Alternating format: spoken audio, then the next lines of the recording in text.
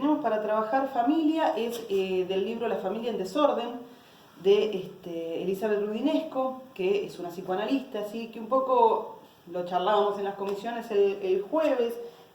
Pareciera que nos cuenta un poco las internas y el chusmerío del psicoanálisis en sus tiempos más fundantes, cómo se ha ido posicionando sobre ciertos movimientos sociales.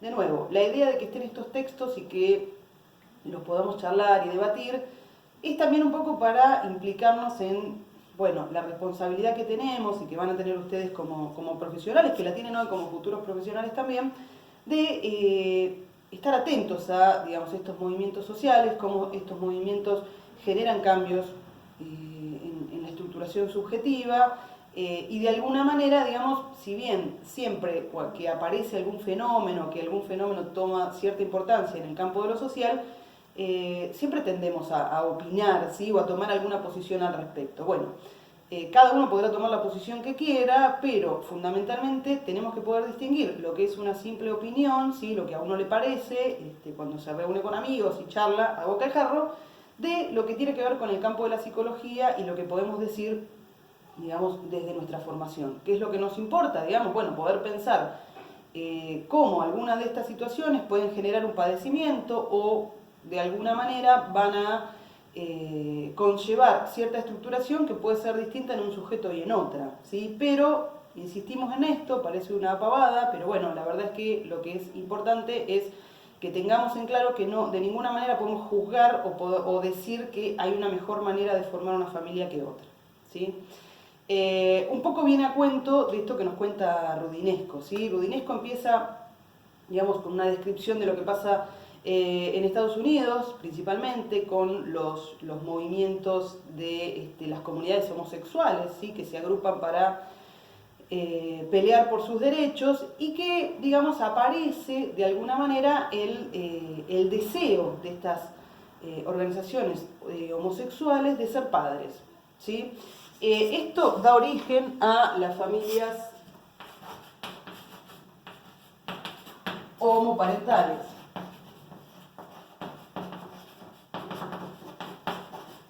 Las familias homoparentales de alguna manera se construyen, ¿sí? A partir de este deseo, ¿sí? Se le da entidad a este tipo de familias. Esto genera, digamos, al principio un cimbronazo porque, digamos, parecería que iban a atentar, ¿sí? Con el borramiento de la diferencia sexual, ¿sí? Digamos, cuando aparece la idea de que dos personas del mismo sexo pueden tener un hijo, ¿sí? Las fantasías, quizá por el desconocimiento, pero también por la cantidad de prejuicios, ¿no? Digamos, se enfocan en este temor por el borramiento de la diferencia sexual. Hubo un gran recorrido, sí, digamos, por el cual han ido atravesando, bueno, digamos, socialmente estos movimientos hasta poder instituirse. Y ahí es donde Roudinesco empieza a hablar un poco de, bueno, el psicoanálisis, ¿no? Cómo ha intervenido, cómo ha tomado, digamos, en qué lugar se ha posicionado. Y si bien nosotros tenemos, digamos, como el primer referente a Freud, ¿sí? Que no solo, digamos, no habla de la homosexualidad como una patología, ¿sí? Sino que, bueno, a ver, de alguna manera él dice que hay un detenimiento en el desarrollo sexual, ¿sí? No lo pone en un lugar de paridad con la elección heterosexual, que sería la normada en aquel momento, pero sí Freud lo que plantea es la existencia de una bisexualidad constitutiva, ¿sí? Que esto, no, la bisexualidad psíquica es, digamos, elemental para poder entender que todos, digamos, constituimos nuestra sexualidad, nuestro posicionamiento sexuado en función de ese atravesamiento doble. Después vinieron los post-freudianos, ¿sí? Creo que esto ya lo habíamos charlado en algún momento, ¿sí? En el inicio, Freud, digamos, en la fundación del psicoanálisis, plantea su teoría, escribe sus obras y demás, y luego, digamos, un montón de autores lo retoman y muchos de ellos hacen una interpretación de Freud que estaba bastante lejos de Freud. Incluso en este caso, digamos, con respecto a este tema, su misma hija, Ana Freud, no termina como de comprender lo que Freud quería decirnos. Entonces ese primer tiempo de los post-freudianos, ¿sí? Patologizan la elección sexual, cualquier tipo de elección sexual que no tenga que ver con la búsqueda de la reproducción, ¿sí? Y por lo tanto con la heterosexualidad, queda en el campo de la patología. Esto no es algo, digamos, que estuviera fogoneando Freud, ni mucho menos, pero bueno, en la época en donde los post-freudianos, digamos, retoman a Freud, ponen a la homosexualidad, digamos, y a la posibilidad de armar una familia desde la homoparentalidad en el lugar de lo patológico.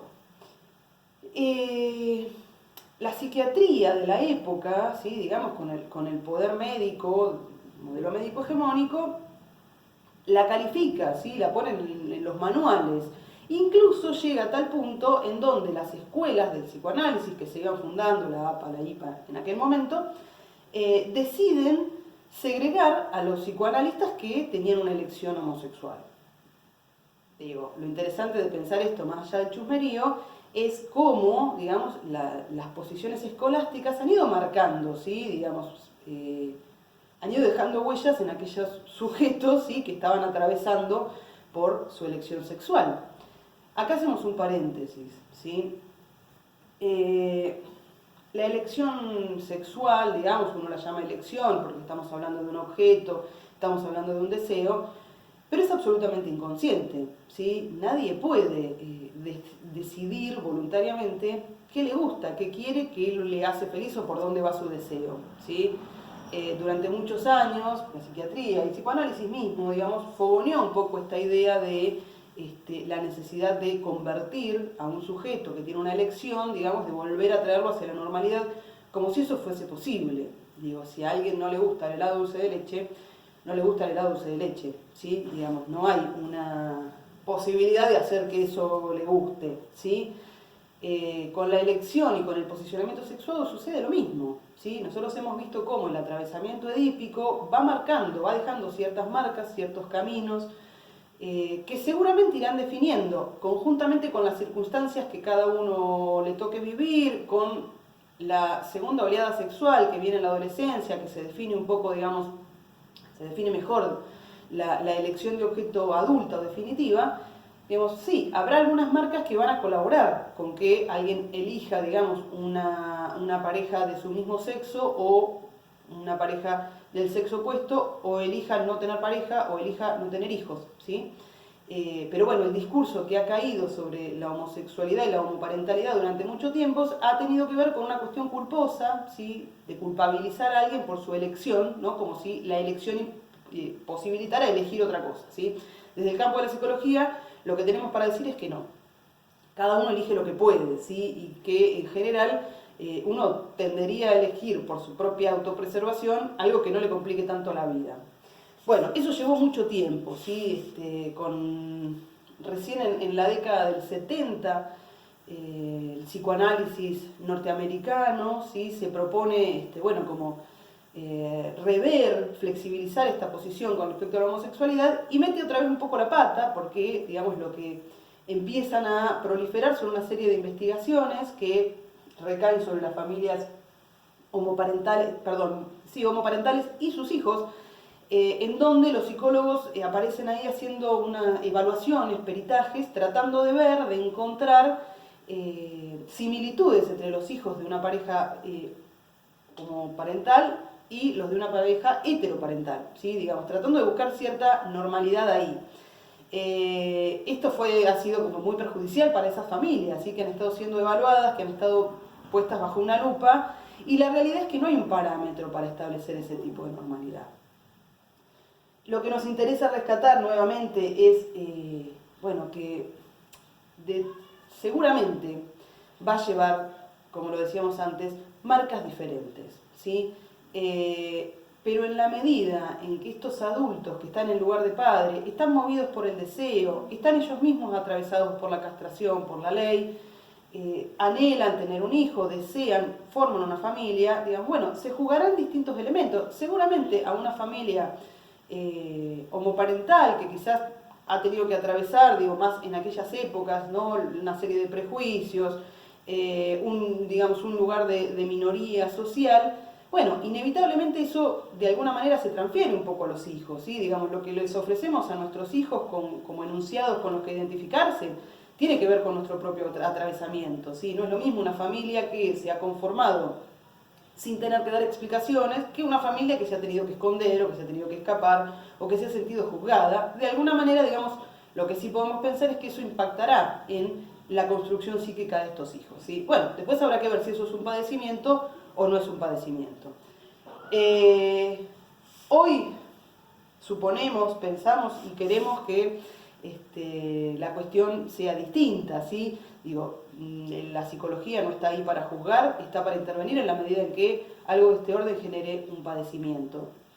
Hay una pregunta que no sé si la podemos responder, que es, bueno, ¿cómo será? Digamos, ¿cómo impactará para un niño, digamos, crecer sabiendo que no sé, quizás ha sido procreado de una manera asistida, médicamente asistida, si será lo mismo, si no, si podrá, digamos, incorporar que tiene dos mamás y que no tiene un papá? Digo, bueno, estas son cuestiones que están sucediendo, tendremos que ver cómo impactan, ¿sí? Pero, digamos, lo interesante es poder pensar que hay gran parte de representación social o de fantasía que está infundada, ¿sí? Digamos, la legalización del matrimonio igualitario venía con esa fantasía de que ahora, digamos, bueno, todos nos casábamos con todos y no iban a nacer más hijos, ¿no? Como una cuestión fatalista.